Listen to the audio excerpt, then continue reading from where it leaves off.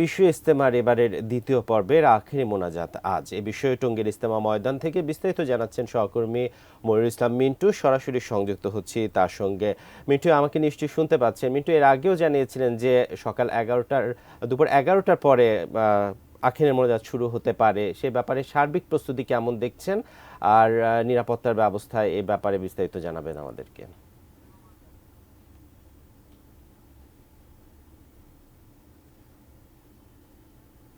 সময় যত গড়াচ্ছে আখেরি মোনাজাতের দিকে এগিয়ে যাচ্ছে এবারের যে বিশ্ব ইজতেমা।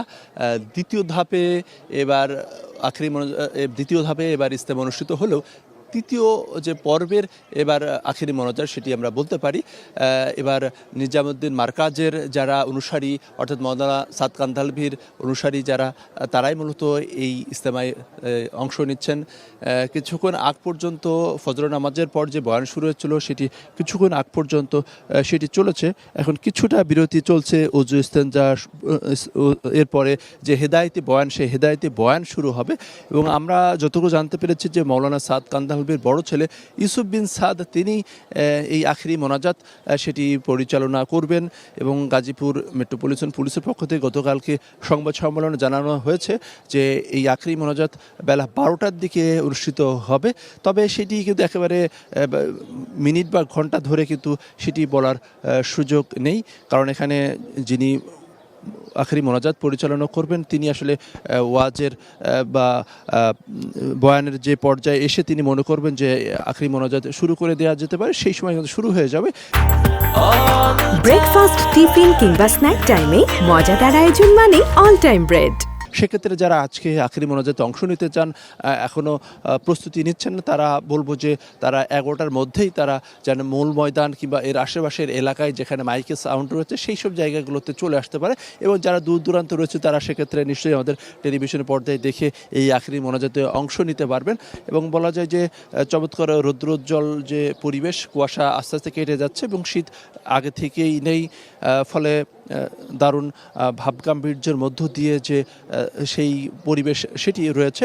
আর যেহেতু তিন পর্বে ভাগ হয়ে ইজতেমা অনুষ্ঠিত হচ্ছে, সেক্ষেত্রে মুসল্লিদের যে চাপ, সেই চাপও কিন্তু অনেকটা কম, কারণ এর আগে যে দুটি পর্বে আখেরি মোনাজাত হয়েছে, দুটি ধাপে আখেরি মোনাজাত হয়েছে, সেখানে অনেকেই অংশ নিয়েছেন। এবং এই আখেরি মোনাজাতের মধ্য দিয়ে 58তম বিশ্ব ইজতেমার সেটি ইটি টানবে।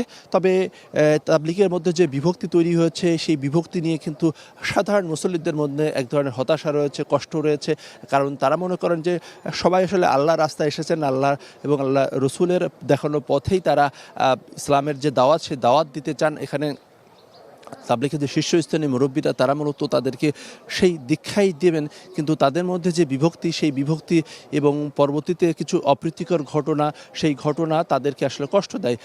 এবং এই ধাপে যে বিশ্ব ইজতেমা অনুষ্ঠিত হচ্ছে, সেখানেও আসলে নানা ধরনের গুজব সেটি ছিল। তবে আইনশৃঙ্খলা বাহিনীর যে তৎপরতা এবং গাজীপুর মেট্রোপলিটন পুলিশের পক্ষ থেকে পুলিশ কমিশনার তিনি কিন্তু সংবাদ সম্মেলন করে বারবারই বলেছেন যে কিছু গুজব রয়েছে, সেই গুজবে যাতে কান না দেওয়া হয়।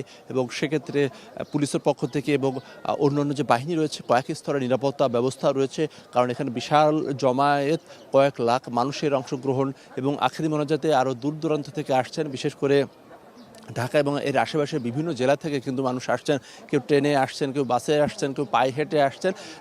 একটাই উদ্দেশ্য হচ্ছে যে আল্লাহর কাছে কান্নাকাটি করে যে নিজেদের আত্মার পরিশুদ্ধি, নিজেদের পরিবার পরিজনের জন্য দোয়া, বাংলাদেশের জন্য দোয়া এবং সর্বোপরি মুসলিম উম্মার জন্য যে দোয়া, সেই দোয়ায় অংশ নেওয়ার জন্য। এই ছিল বলতে গেলে এখনকার মতো বিশ্ব ইজতেমা ময়দানের অবস্থা। বয়ান এখন কিছুটা বিরতি রয়েছে, এরপর আবার বয়ান শুরু হবে এবং সব কিছুই কিন্তু আজকের আখেরি মোনাজাতকে কেন্দ্র করে।